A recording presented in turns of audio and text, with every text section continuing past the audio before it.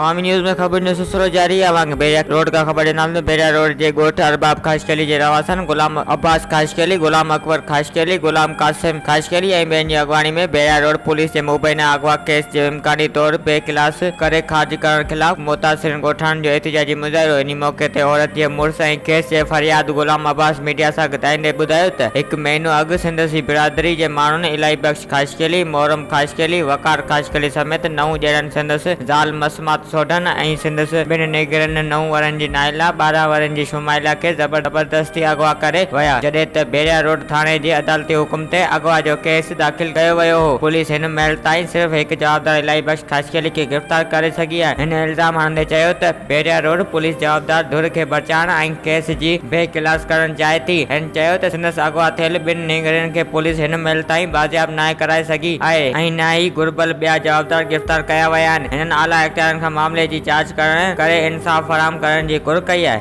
वधीक ख़बरनि ऐं तफ़सील लाइ विज़िट कयो अवामी news Facebook page, YouTube page ऐं अवामी न्यूज़ वेबसाइट।